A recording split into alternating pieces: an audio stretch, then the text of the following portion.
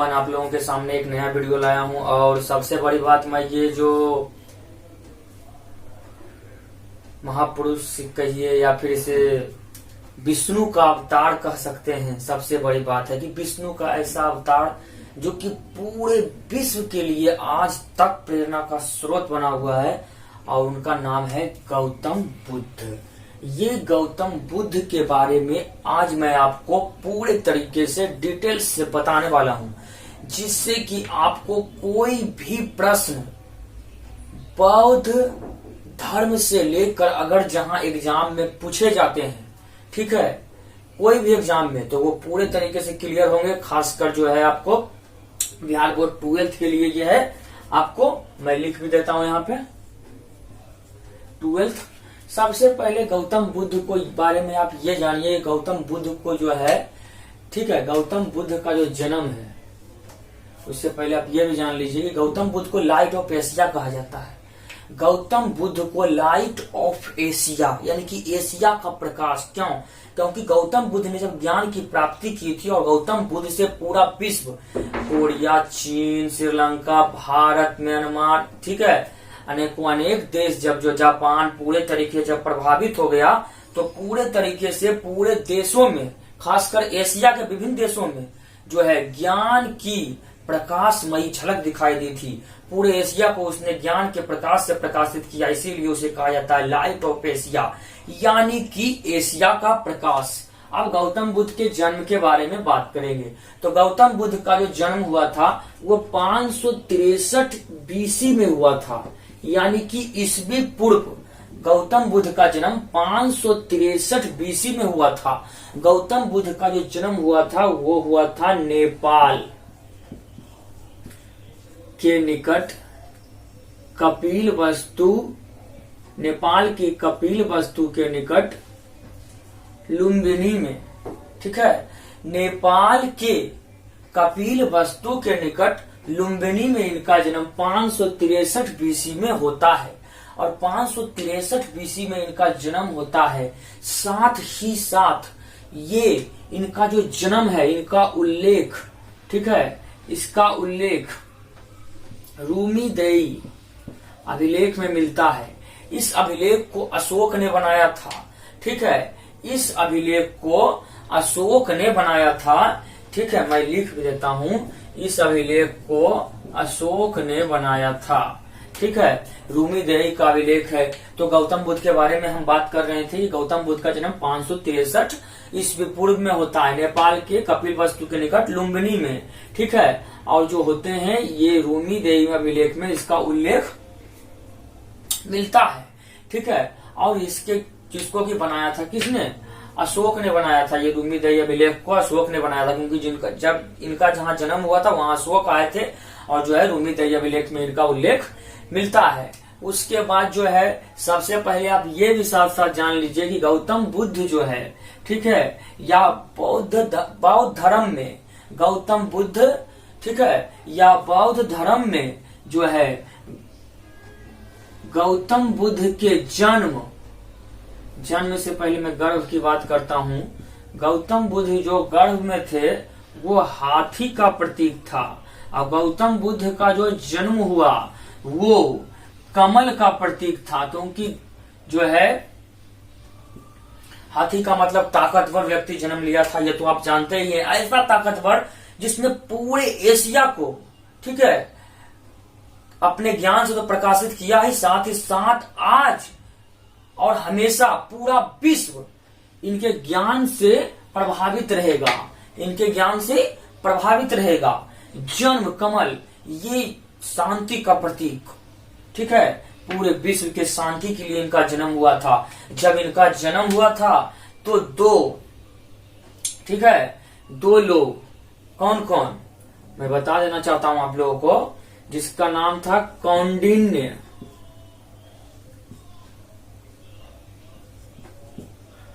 और कामदेव।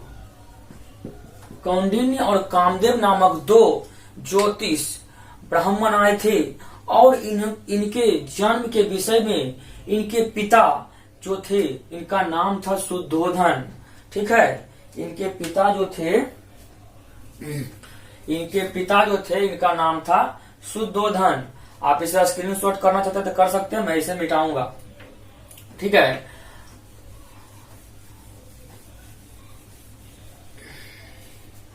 अब जो है इसके पिता जो थे शुद्धोधन थे।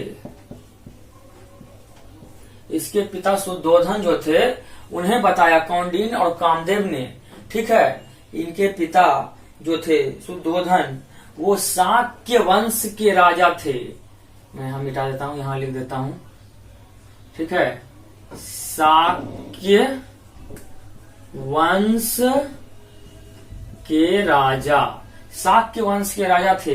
यानी कि अशोक, यानी कि गौतम बुद्ध जो है, ठीक है, गौतम बुद्ध जो है वो शाक्य वंश से संबंधित था।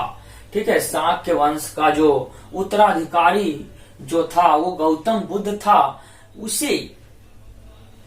ठीक है, उसके बारे में कौंडिन्य और कामदेव ने क्या बताया? कौंडिन्य और कामदेव ने बताया, कौंडिन्य और कामदेव जो थे उन्होंने बताया कि ये गौतम बुद्ध जो है ये कोई साधारण बालक नहीं है।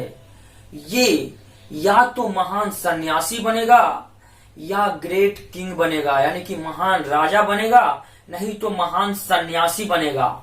ऐसा कौंडिन्य या कामदेव की भविष्यवाणी थी और ये बिल्कुल सही थी। अब मैं आपको इस गौतम बुद्ध के बारे में और भी बताना चाहता हूं। ठीक है, इसे मैं मिटा रहा हूं। उसके बाद गौतम बुद्ध के जो माता था उसका नाम था माया देवी। उसके बाद गौतम बुद्ध की जो, अब गौतम बुद्ध का मौसी जो था उसका नाम था महाप्रजापति गौतमी। गौतमी, इसकी धाई माँ भी इसे बोल सकते हैं, धाई माँ। ठीक है, क्योंकि इसका लालन पालन गौतमी ने ही किया था।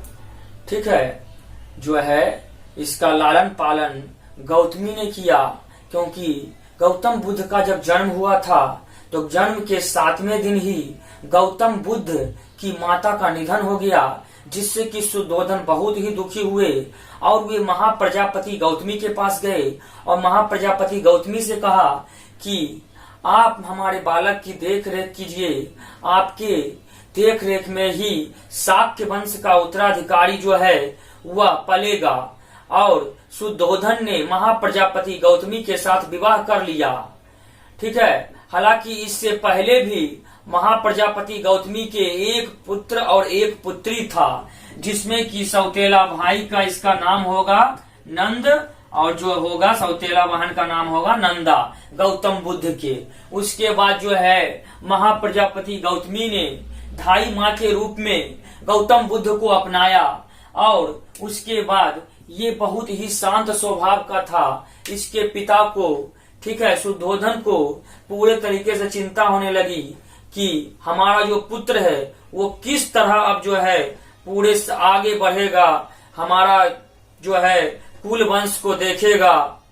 ये समस्या होने लगी क्योंकि ये बहुत शांत स्वभाव का था, अकेला रहना ज्यादा पसंद करता था, वृक्ष के नीचे बैठा रहता था। तभी जो है इसके पिता क्या किए कि इसकी 16 वर्ष की नगण्य आयु में, 16 वर्ष की नगण्य आयु में इसका विवाह, ठीक है, भद्र कात्यायनी भी इसका नाम मिलता है। ठीक है, इसका विवाह यशोधरा से कर दिया। ठीक है, इसका विवाह यशोधरा से कर दिया, जिससे कि एक पुत्र की भी उत्पत्ति हुई 16 वर्ष में। मैं इधर लिख देता हूँ 16 वर्ष में, जिससे कि एक पुत्र की उत्पत्ति हुई। ठीक है, जिसका नाम राहुल था। मगर इस विषय में जब इसके पुत्र की उत्पत्ति हुई थी गौतम बुद्ध को, तभी इस विषय में गौतम बुद्ध ने क्या कहा कि एक संकट उत्पन्न हो गया है। ठीक है, तो गौतम बुद्ध जो था, जो उत्पन्न हुआ था पुत्र, उसका नाम था राहुल। अब मैं आपको शुरू से बात करता हूँ गौतम बुद्ध के बारे में। हमने आपको बताया कि गौतम बुद्ध का जन्म 563 ईस्वी पूर्व, यानी कि बिफोर क्राइस्ट, ईस्वी पूर्व में हुआ था, नेपाल के कपिल वस्तु के निकट लुम्बिनी नामक स्थान पर। ठीक है, जिसका उल्लेख रूमी देही अभिलेख में मिलता है। उसके बाद इस अभिलेख को अशोक ने बनाया था। गौतम बुद्ध जो था गर्भ में था, यानी गौतम गौतम बुद्ध बुद्ध बौद्ध धर्म जो है इसकी स्थापना गौतम बुद्ध ने किया था। बौद्ध धर्म जो है, ठीक है, जब गौतम बुद्ध गर्भ में था तो आपको इसका प्रतीक था हाथी, जब जन्म लिया तो इसका प्रतीक था कमल, ठीक है, यौवन अवस्था का प्रतीक था सांड, ठीक ना। अब उसके बाद जो है हम आपको बता रहे हैं कि गौतम बुद्ध के माता का नाम माया देवी था, ठीक है, उसके बाद जो था महामाया देवी था, माया देवी भी मिलता है। उसके बाद जो था पिता का नाम शुद्धोधन था, शाक्य गण के राजा थे, ठीक है, शाक्य वंश से संबंधित थे। मौसी जो था गौतमी था, ठीक है, क्योंकि आपको बताया गया कि इनके क्या हुआ, निधन हो गया था, ठीक है। पत्नी का नाम यशोधरा था, बेटा का नाम राहुल था, सौतेला भाई का नाम यानी कि इसकी मौसी जो थी महाप्रजापति गौतमी, उसका पहले से एक पुत्र पुत्री था, ठीक है। पुत्र का नाम था नंद और पुत्री का नाम था नंदा। इस नाते जो है आपको गौतम बुद्ध जो था इसका जो है सौतेला भाई और सौतेला बहन हुआ, ठीक ना। अब उसके बाद जो था गौतम बुद्ध के लिए शुद्धोधन जो था पूरे तरीके से, उनके जो पिताजी थे, ठीक है, पूरे तरीके से बहुत ही ज्यादा, ठीक है, पूरे तरीके से बहुत ही ज्यादा जो सुख सुविधा मतलब कि आपको महल में ही उपलब्ध करवा दिए थे। गोरी गोरी लड़कियां के सामने उसे रखा जाता था मगर उसे कोई भी इफेक्ट नहीं पड़ता था। साथ ही साथ जो था गौतम बुद्ध जो थे उसका बचपन का नाम था सिद्धार्थ। मैं आपको सिद्धार्थ कह के आगे जो है बताऊंगा।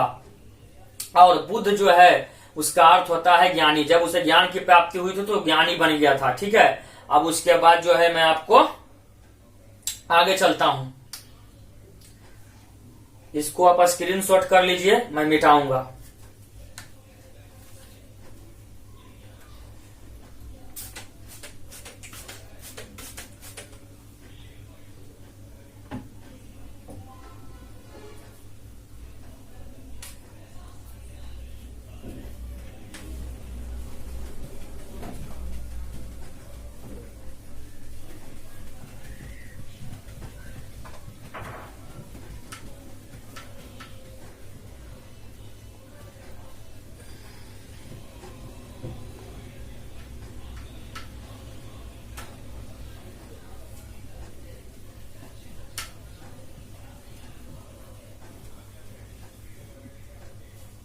देखिए आगे सिद्धार्थ के बारे में बात हो रही है। सिद्धार्थ के पिता जो थे महल में उसके पूरे तरीके से जो सुलझा कर दिया था, ठीक है, फिर भी वह सुखी नहीं था। उसका साथी जो था उसका नाम था चन्ना बासव। चन्ना बासव जो था पूरे तरीके से उसकी समस्या को समझ रहा था। और जब भी शुद्धोधन ने जो था नगर भ्रमण के लिए किसे भेजा, ठीक है, चन्ना बासव के साथ सिद्धार्थ को भेज दिया। सिद्धार्थ ने 4 दृश्य देखे। इसका साथी का नाम था चन्ना, ठीक है। और जो गौतम बुद्ध का घोड़ा था उसका नाम था कंथक, जो कंथक। अब जो था जब नगर भ्रमण के दौरान ये 4 दृश्य देखा तो पूरे तरीके से गौतम बुद्ध हिल गया, क्योंकि उसे दुख क्या होता है इसका भी पता नहीं था। क्योंकि उसे दुख का एहसास सिर्फ सुख संबंधित चीज उसके महल में था। दुख क्या होता है उसे इस चीज का एहसास नहीं था। इस चीज का एहसास जब वो नगर भ्रमण के निकला तब हुआ, ठीक है। देखिए क्या हुआ, आपको गौतम बुद्ध जो था वो 4 दृश्य देखा। वो 4 दृश्य जो था, पहला था बूढ़ा। पहला क्या था, बूढ़ा था, ठीक है। जब ये पूरे तरीके से उनकी झुर्रियां लटकती आ रही थी एक व्यक्ति की, तो उसने क्या किया, चन्ना बासव से पूछा ये क्या है। तो चन्ना बासव ये क्या है, तो बोला हे राजन ये एक बूढ़ा व्यक्ति है। हम भी बूढ़ा होंगे, आप भी बूढ़ा होंगे। दुनिया में जितने भी संसार में लोग हैं सभी वृद्धावस्था में आते हैं, ठीक है। दूसरा देखा रोगी, जो कि उसे चिकन पॉक्स एक व्यक्ति को हो गया था, ठीक है। उसके दाने दाने निकले हुए थे शरीर में, चेचक में निकल जाता है। तो जो था पूरे तरीके जब उसे पूछा गया बासव ये कैसा शरीर है इसका, सिद्धार्थ के द्वारा पूछा गया, राजकुमार सिद्धार्थ के द्वारा। तो राजकुमार सिद्धार्थ को बताया। बासव ने बोला हे गुरुदेव आप ये भी जान लीजिए, हे राजन आप ये भी जान लीजिए कि जितने भी व्यक्ति हैं सभी रोगी होते हैं एक समय में। आप भी एक समय में रोगी होंगे, हम भी एक समय में रोगी होंगे, ठीक है। तीसरा जो देखा, 4 व्यक्ति जो था कंधा लेके एक व्यक्ति को, मृत व्यक्ति को जा रहा था। मृत व्यक्ति को देखा तभी जो है सिद्धार्थ ने पूछा ये क्या है। तो बोला ये दुनिया में जो भी जन्म लेता है सभी मरते हैं, आप भी मरेंगे और हम भी मरेंगे, ठीक है। पूरे तरीके से कोई भी इस सृष्टि में जिंदा नहीं रह सकता है, ये मृत लोक है। ठीक है। चौथा जो था पूरे तरीके से भजन कीर्तन कर रहा था, सन्यासी को देखा, तभी जो था वासव ने उसके बारे में बताया कि इसे सुख दुख, इसे दुख जो है ये पूरे तरीके से ये दुनिया संसार को जो है नगण्य भक्ति में रहता है। ठीक है। सन्यासी को देखा। आपको इसे याद कैसे करना है, इसके लिए मैं आपको एक ट्रिक भी बता देता हूं। इसका ट्रिक है पुरो मृष। ठीक है। पुरो मृष आप याद रखते हैं तो ये चारों दृश्य आपको याद रहेंगे। पहला 1 नंबर में बू से हो जाएगा बूढ़ा, रो से हो जाएगा रोगी, मी से हो जाएगा मृत और स से हो जाएगा सन्यासी, जिसे देखकर गौतम बुद्ध के मन में गृह त्याग की भावना उत्पन्न हुई और उसने गृह त्याग का प्रण किया और जो है वह क्या किया, गृह त्याग कर दिया। ठीक है। गृह त्याग जो है गौतम बुद्ध ने किया। इसको आप स्क्रीनशॉट कर लीजिए।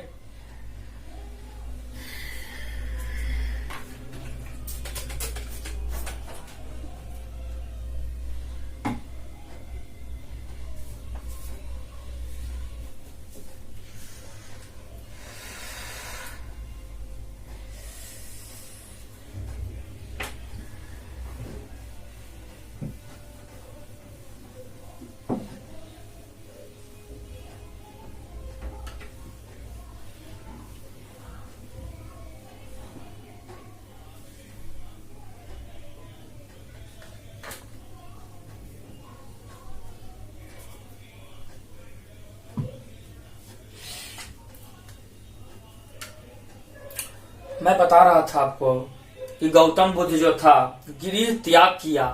गृह त्याग करने के बाद गौतम बुद्ध जो था सबसे पहले सांख्य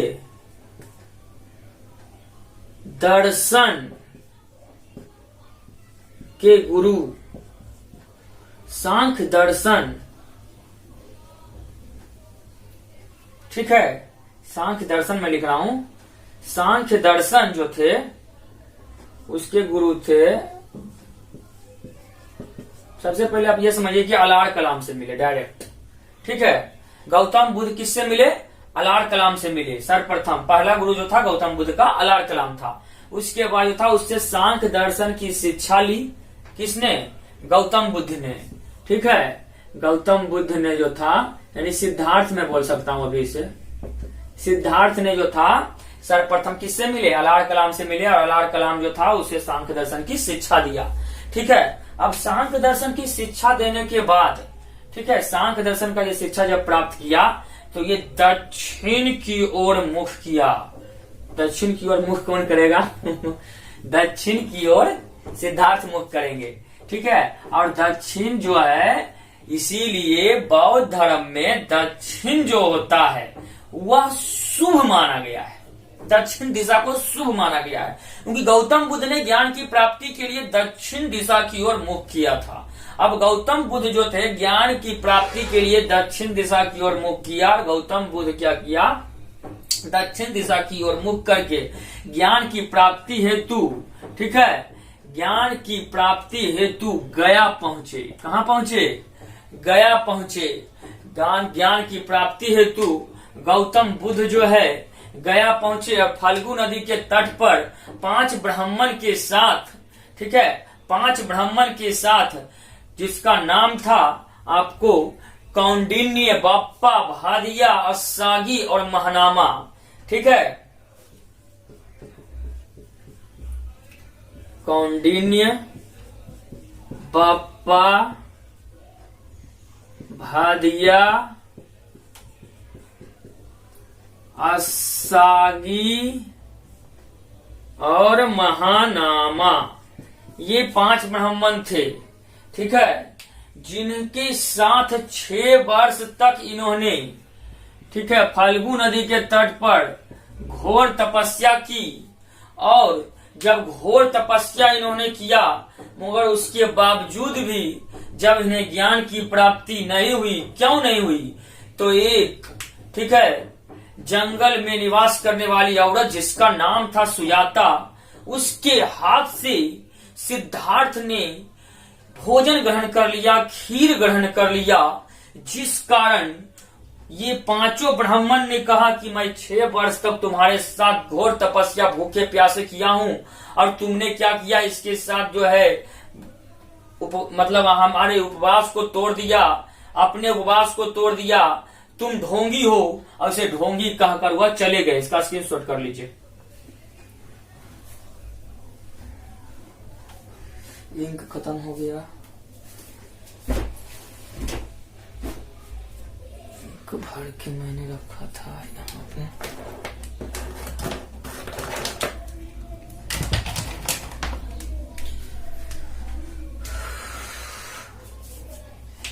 देखिए मैं आपको आगे बता रहा हूं जो है।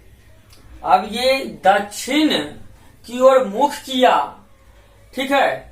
दक्षिण की ओर जो मुख किया था उसके बारे में एक डिटेल्स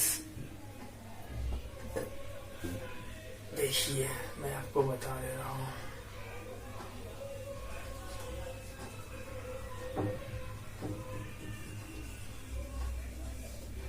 ये देखिए यहां पे है नेपाल, ठीक ना। ये नेपाल है और ये है आपको बिहार। ये बिहार है, यहां से वे चले थे और इस ओर मुख किए थे, ठीक है। जो है गया में उन्हें ज्ञान की प्राप्ति हो गई थी। ये है बिहार, गया, गया बिहार। और ये है नेपाल, नेपाल में उनका जन्म हुआ था। ये नीचे की ओर गए थे, यहां से नीचे की ओर आए थे। देखिए वहां से वो नीचे की ओर आए थे और उन्हें जो है वहां पर 5 ब्राह्मण के साथ, मैं आपको बता रहा था कि जब 5 ब्राह्मण के साथ से ज्ञान की प्राप्ति नहीं हुई तभी इन्होंने दृढ़ निश्चय के साथ पुनः जो है उर्वेला गांव में, ठीक है, बिहार के गया के उर्वेला गांव में, फल्गु नदी के तट पर उर्वेला गांव था, उरुवेला गांव, उरुवेला गांव था, जहां इन्होंने ज्ञान की प्राप्ति हेतु, ठीक है, गांव का नाम था, जहां इन्होंने ज्ञान की प्राप्ति हेतु बैठे। और 8वें दिन इन्हें ज्ञान की प्राप्ति होती है, बैसाख पूर्णिमा के दिन। इसीलिए बैसाख पूर्णिमा को गुरु पूर्णिमा भी कहते हैं। उसके बाद गौतम बुद्ध सर्वप्रथम सारनाथ गए। उन्हीं 5 ब्राह्मण के सामने इन्होंने बताया, प्रूव्ड किया, बताया। 5 ब्राह्मण को सर्वप्रथम उपदेश दिया। 5 ब्राह्मण जो थे उन्हें सर्वप्रथम उपदेश दिया था। और मैं आपको एक और बात बता देना चाहता हूं, ज्ञान की प्राप्ति जब सिद्धार्थ को हो गई तो वो बुद्ध कहलाया और वह क्षेत्र बोध गया कहलाया। और बोध गया जो था, जिस पीपल वृक्ष के नीचे इन्हें ज्ञान की प्राप्ति हुई थी, वह वृक्ष को बोधि वृक्ष कहा गया, ठीक है। और जो था बोधि वृक्ष कहा गया। और सर्वप्रथम ये भी जान लीजिए वहां पर जो है महाबोधि मंदिर का निर्माण भी कराया गया।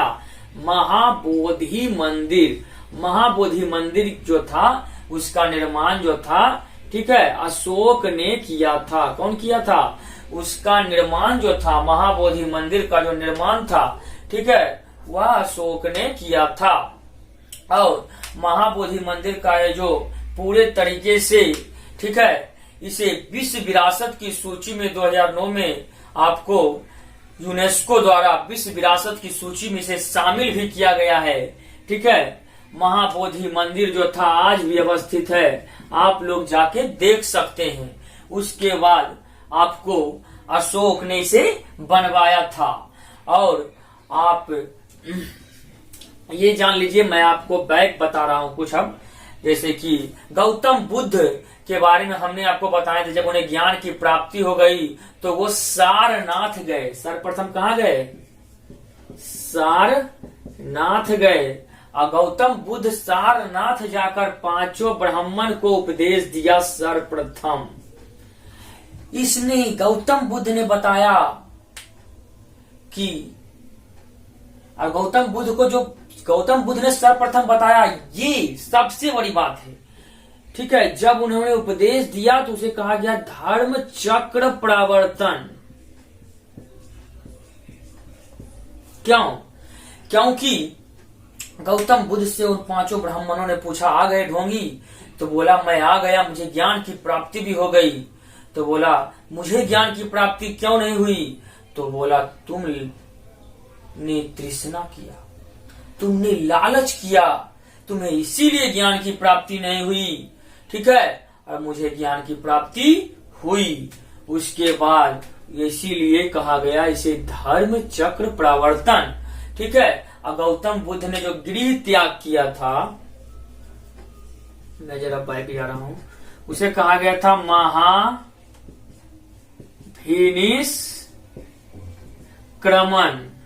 ठीक है, धर्म चक्र प्रवर्तन, महाभिनिष्क्रमण एग्जाम में बहुत ज्यादा पूछते हैं, मैंने इसीलिए आपको बता दिया। मैं इसे मिटा रहा हूं।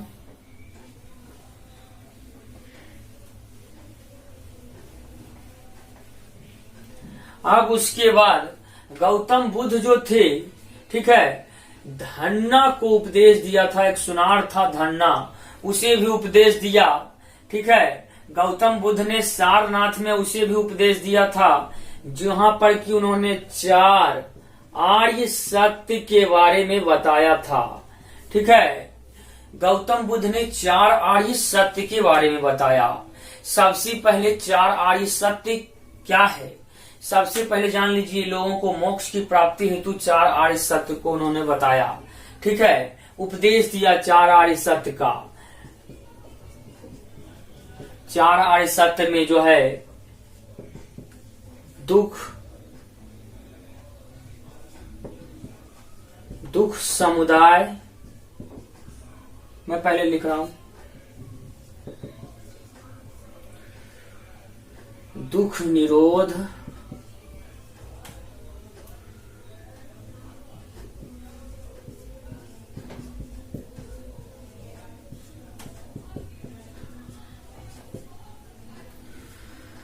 धन्ना के पास गया। गौतम बुद्ध ने बोला, गौतम बुद्ध ने 4 आर्य सत्य के बारे में बताया, जिसमें कि हम आपको बता रहे थे कि गौतम बुद्ध जो थे वह धन्ना के पास गए और उन्होंने सर्वप्रथम बोला कि मैं तुम्हें कुछ उपदेश देना चाहता हूं। तो धन्ना ने बोला क्या?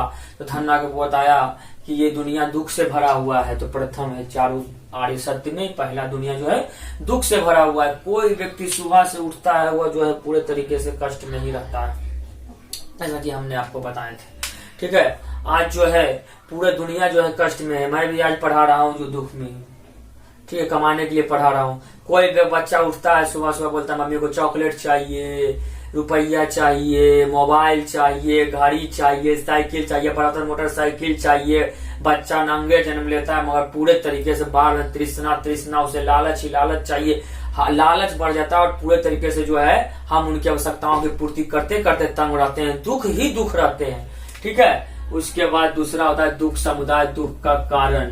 ठीक है, ठीक है, कोई भी दुख का जो है कारण जरूर होता है। तीसरा है आपको दुख निरोध। दुख निरोध का मतलब है दुख को दूर करना। क्या करना? दूर करना।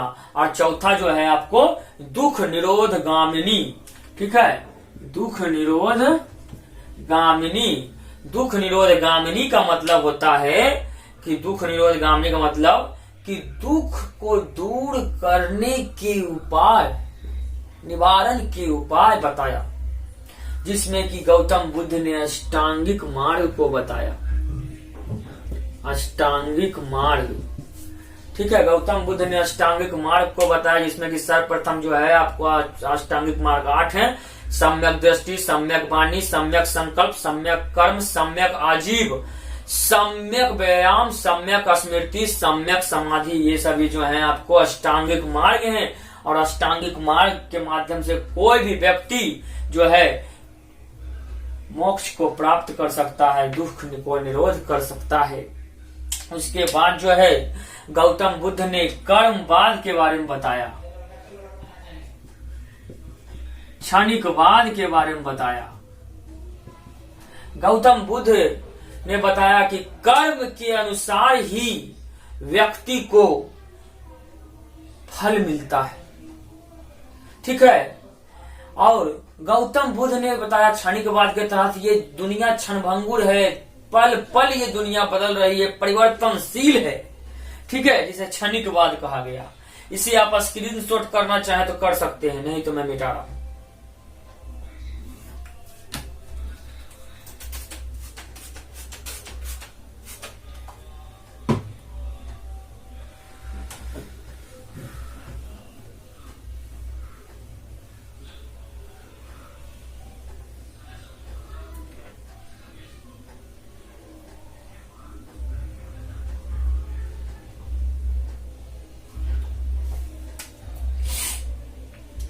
उसके बाद मैं आपको बताना चाह रहा हूं कि 4 आर्य सत्य के बारे में हमने आपको अभी बताए थे, कर्मवाद के बारे में, क्षणिकवाद के बारे में, ठीक है, क्षणिकवाद के बारे में बताया, कर्मवाद के बारे में बताया, और गौतम बुद्ध ने पुनर्जन्म पर विश्वास किया। ठीक है, गौतम बुद्ध ने पुनर्जन्म पर विश्वास, यानी बौद्ध धर्म जो है पुनर्जन्म पर विश्वास करता है। क्या क्या चीज विश्वास नहीं करता है? आत्मा पर विश्वास नहीं करता है, ठीक है, ईश्वर पर विश्वास नहीं करता है, मूर्ति पूजा का विरोध करता है। ये सभी गौतम बुद्ध ने बताया और तृष्णा को दुख का कारण बताया। उसके बाद गौतम बुद्ध ने त्रिरत्न दिए, ठीक है, त्रिरत्न के बारे में बताए गौतम बुद्ध ने, जो कि मैं आपको बता देना चाहता हूं। त्रिरत्न, त्रिरत्न है बुद्ध, धम्म, संघ। आप फिल्म देखे होंगे, फिल्म में बोलता है बुद्धम शरणम गच्छामि, धम्म शरणम गच्छामि, संघ शरणम गच्छामि, ठीक है। उसके बाद गौतम बुद्ध जो था, उनके उपदेश को जब वो मर गए तो उन्हें त्रिपिटक में सुरक्षित किया गया। अष्टांगिक मार्ग और त्रिरत्न और 4 आर्य सत्य और आपको त्रिपिटक के बारे में मैं और भी वीडियो बनाऊंगा, नहीं तो आप इस वीडियो में ही जान लीजिए। त्रिपिटक, त्रिपिटक का मतलब होता है 3 टोकरी। त्रिपिटक का मतलब होता है 3 टोकरी। और ये कौन कौन थे, ठीक है, और इसकी रचना जो थी आनंद और उपाली ने किया था। ये जो था, ठीक है, आनंद, उपाली और मोगलीपुत्र तिस्स ने क्रमशः इनकी रचना की थी, जिसमें कि आपको सर्वप्रथम जानिए तो आपको सूत पिटक है पहला है सूत पिटक, दूसरा है अभिधम पिटक, विनय पिटक, दूसरा है विनय पिटक, और तीसरा है अभिधम पिटक, अभिधम पिटक। पूरे ही जान लीजिए आज गौतम बुद्ध के बारे में पूरा खलास, ठीक है, और कुछ टॉपिक बचेंगे तो मैं आपको बाद में बताऊंगा। सूत पिटक, सूत पिटक जो है उसमें इसकी रचना, ठीक है, पीछे पसीना आ रहा है। सूत पिटक जो है इसकी रचना आनंद ने किया था, ठीक है, उसके प्रिय शिष्य थे। इसकी रचना जो है उपाली ने किया, विनय पिटक की रचना उपाली ने किया, और अभिधम पिटक की रचना मोगलीपुत्र तिस्स ने किया, मोगलीपुत्र तिस्स ने किया। ये सूत पिटक है, इसमें उपदेश का उल्लेख मिलता है बौद्ध धर्म के। विनय का मतलब नियम होता है, तो आपको याद करने की जरूरत ही नहीं है, नियम का उल्लेख क्या चीज मिलेगा, विनय पिटक में मिलेगा। अभिधम पिटक में जो है आपको बौद्ध दर्शन का उल्लेख मिलता है, बौद्ध धर्म के दर्शन का उल्लेख मिलता है। मैं आपको लिख दे रहा हूं, इसमें दर्शन का उल्लेख मिलता है, इसमें नियम का उल्लेख मिलता है, और इसमें उपदेश का उल्लेख मिलता है, गौतम बुद्ध के उपदेश, ठीक है। ये आपको हो गया गौतम बुद्ध से संबंधित के त्रिपिटक के बारे में आपको जानकारी। उसके बाद गौतम बुद्ध के बारे में, आप त्रिपिटक के बारे में ये जो जानकारी प्राप्त किए हैं, ठीक है, ये आपको अगर यहाँ किसी प्रकार की अधूरी लगती है, आप जरूर से जरूर जो है कमेंट बॉक्स में हमें बताइएगा, ठीक है। उसके बाद मैं इसे मिटा रहा हूं।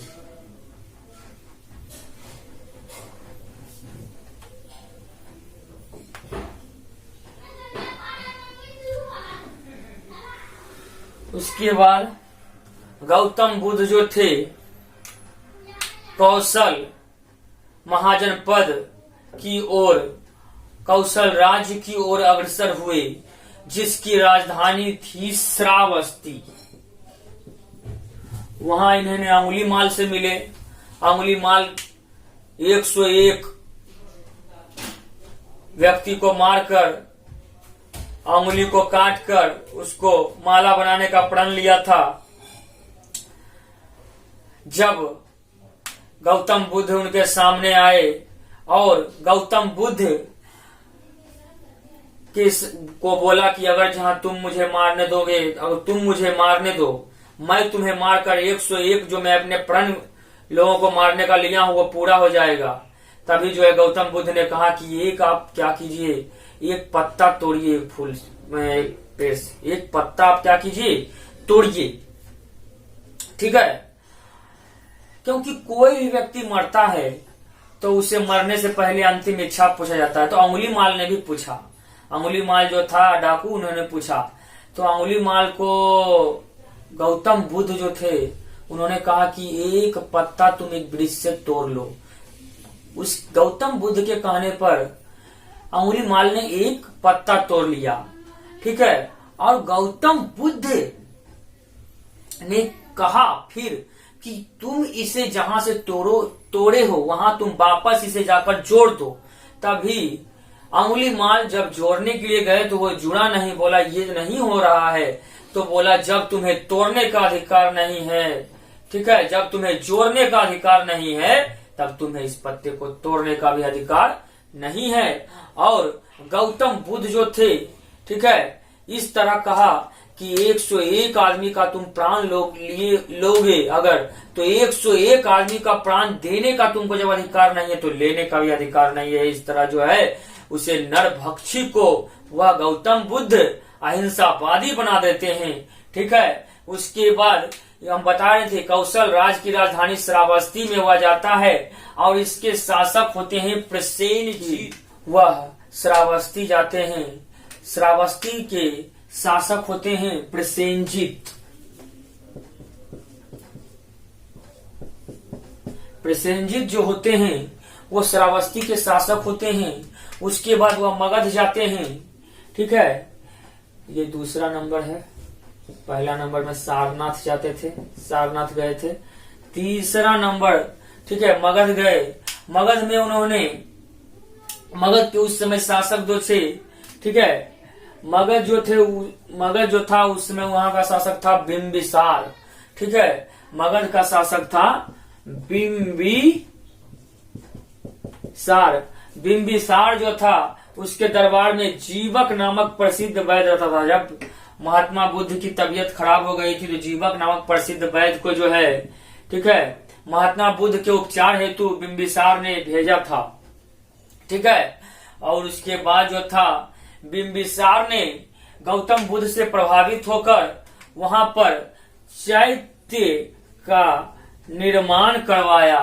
ठीक है, चैत्य का निर्माण करवाया, बिहार का निर्माण करवाया, चैत्य का निर्माण करवाया और बिहार का जो निर्माण करवाया था उसका नाम था वेणु विहार।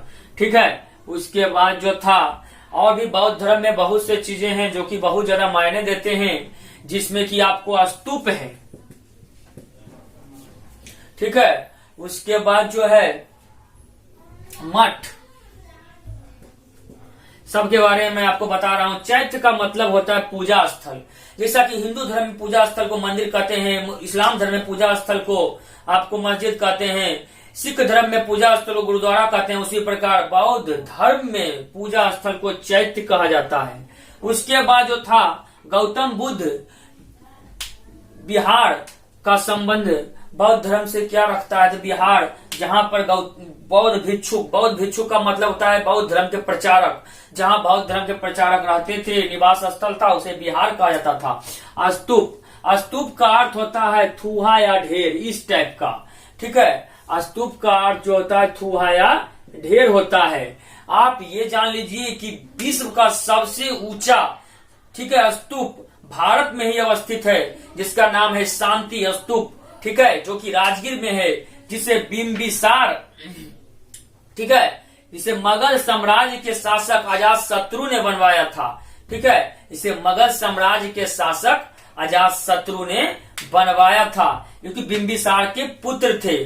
ठीक है, उसके बाद जो था बौद्ध परंपरा के अनुसार सम्राट अशोक ने 84,000 स्तूप का निर्माण करवाया, जिसमें कि भारत का सबसे बड़ा स्तूप मध्य प्रदेश के रायसेन जिले से, ठीक है, 25 किलोमीटर उत्तर पश्चिम में अवस्थित है। इसका नाम है सांची का स्तूप। सांची का स्तूप जो है, ठीक है, आपको यूनेस्को विश्व विरासत की सूची में उसे शामिल किया गया है। उसके बाद मैं आपको बता रहा था, ठीक है, कि विश्व का सबसे ऊंचा, यहां पर विश्व का सबसे ऊंचा, W फॉर वर्ल्ड, सबसे ऊंचा आपको शांति स्तूप, ठीक है। उसके बाद जो है भारत का I फॉर इंडिया, सबसे बड़ा, ठीक है, आपको सांची का स्तूप। उसके बाद मैं आपको आगे चल रहा हूं। ये जितने भी बड़े हैं, चैत्य विहार, स्तूप और मठ, ये सभी जो हैं बौद्ध धर्म में बहुत ही ज्यादा मायने रखते हैं। गौतम बुद्ध, अब मैं उनकी मृत्यु के बारे में बात करूंगा। गौतम बुद्ध ने इस तरह पूरे विश्व को जो है, खासकर एशिया के अधिकांश देशों को, जिसमें कि चीन, उसके जापान, उसके बाद कोरिया, भारत, श्रीलंका, म्यांमार इत्यादि देशों को अपने ज्ञान से प्रकाशित किया। इसीलिए उसे कहा गया light of Asia. Light of Asia, Asia का ज्योतिपुंज, एशिया का प्रकाश। अब गौतम बुद्ध अपने जीवन के अंतिम दिनों में पावापुरी में शुंद ब्राह्मण के घर में भोजन ग्रहण किया, और भोजन जब ग्रहण किया था तो भोजन ग्रहण करने के बाद उनके उदर यानी पेट में विकार उत्पन्न हो गया, जिस कारण कि उन्हें पेचिस नामक बीमारी हो गई और वह कुशीनगर चले गए। और 80 वर्ष की अवस्था में, ठीक है, 80 वर्ष की अवस्था में उनकी मृत्यु हो जाती है। गौतम बुद्ध पावापुरी में, ठीक है, गौतम बुद्ध जो होते हैं पावापुरी में छुंद नामक सुनार के घर में भोजन ग्रहण करते हैं, जिस कारण उन्हें उदर में विकार उत्पन्न हो जाता है। 80 वर्ष की आयु होती है, उन्हें पेचिस हो जाता है। वह क्या करते हैं कि कुशीनगर चले जाते हैं। कुशीनगर में 483 ईस्वी पूर्व में उनकी मृत्यु हो जाती है। ठीक है, मैं आपको बता रहा था छुंद सुनार होता है, ठीक है, सुनार जाति का ये छुंद व्यक्ति होता है, जिसके घर में वह भोजन ग्रहण करते हैं गौतम बुद्ध। और भोजन ग्रहण करने के पश्चात क्या होता है कि इन्हें एक तरफ पेचिस हो जाता है और दूसरी तरफ ये कहाँ चले जाते हैं, कुशीनगर चले जाते हैं। जब कुशीनगर चले जाते हैं तो कुशीनगर में 80 वर्ष की आयु में इनका निधन हो जाता है। ये निर्वाण को प्राप्त हो जाते हैं बौद्ध धर्म में, ठीक है। और इनकी अस्थियों को 8 भागों में बांट दिया जाता है और उस पर जो है आपको टीलानुमा आकार का जो है आपको इमारत का निर्माण किया जाता है, इसे स्तूप कहा जाता है। उसके बाद इनका मृत्यु जो है 483 BC में हो जाता है। आपसे अनुरोध है, वीडियो अगर जहां अच्छा लगे ज्यादा ज्यादा लाइक कीजिए, ज्यादा सब्सक्राइब कीजिए, ठीक है। एक ये सुमन आप लोगों के लिए हमेशा जो है लखीसराय के लिए तत्पर रहेगा। मेरा ख्वाहिश है कि मेरा स्टूडेंट जो है बिहार टॉपर होना चाहिए और विश्व के विभिन्न क्षेत्रों में जाकर नाम रोशन करना चाहिए। आप भली भांति जानते हैं ये बहुत अच्छे तरीके से कि जो है पुलिस चाहता है कि लफड़ा हो जाए, झगड़ा हो, हम अधिक से अधिक पैसा कमाए, झगड़ा हो ज्यादा हम पैसा कमाए, वकील ज्यादा लफड़ा हो ज्यादा हम पैसा कमाए, ठीक है। और जो है एक टीचर ही है जो भी चाहता है हमारा स्टूडेंट आगे बढ़े, ज्यादा से ज्यादा जो है क्या करे, अपना नाम रोशन करे, अपने माता पिता का नाम रोशन करे। तो हमारे लिए नहीं पढ़िए मगर अपने माता पिता के लिए पढ़िए, ठीक है। क्योंकि जो है आप भली बात जानते हैं, जीवन में कुछ करना है तो हिम्मत हारे मत बैठो, आगे आगे चलना है तो हिम्मत हारे मत बैठो। पैर दिया है ईश्वर ने तो पैर पसारे मत बैठो, ठीक है, सूरज चलते तारे चलते, चांद रात भर चलता है, किरणों का उपहार बांटने सूरज रोज निकलता है, हवा चले तो महक बिखेरे, तुम भी प्यारे मत बैठो, ठीक है, दुनिया में कुछ करना है तो हिम्मत हारे मत बैठो। ठीक है, धन्यवाद।